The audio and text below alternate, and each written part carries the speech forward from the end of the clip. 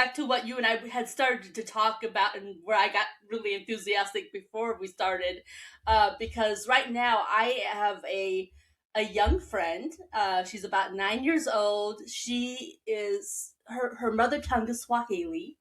Her mother is learning English herself and doing well, but not as well as I would wish. And so this little girl is up here in the Cincinnati area, where there's not really a lot of community for her with the Swahili. So they're kind of like on a desert island in the middle of the ocean, you might say. Yeah.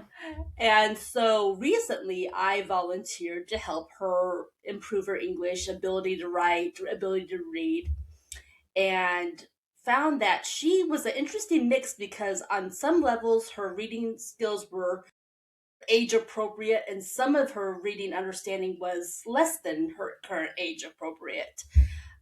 So I had decided that I would write my own children's book specifically for her, with a simple stories, trying to go from the ground up and kind of gradually build with activities that were both in English and in Swahili. Now, I have no idea if I'm going to publish this book for the general public, but it's definitely going to be specific for her. Yeah, exactly. We'll see how it goes.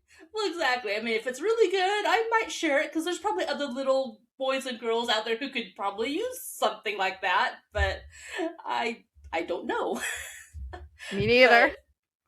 But I was very interested when I was looking at your website, which is what brought this up.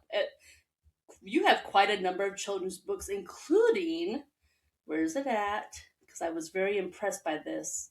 Like, you were working on specific, the at sounds, the og sounds. I was like, that's exactly kind of what I'm trying to do with this little girl, and trying to build up. Yes. So those weren't even my idea. They came from somebody else. And then I wrote them. But so I was talking to this guy that was in my business group. And he had little kids. I want to say like kindergarten, grade 1, 2-ish, something like that. And he's like, well, they're trying to learn to read, but they just keep looking at the pictures. And I mean, that is a really fantastic way to help your brain learn to read.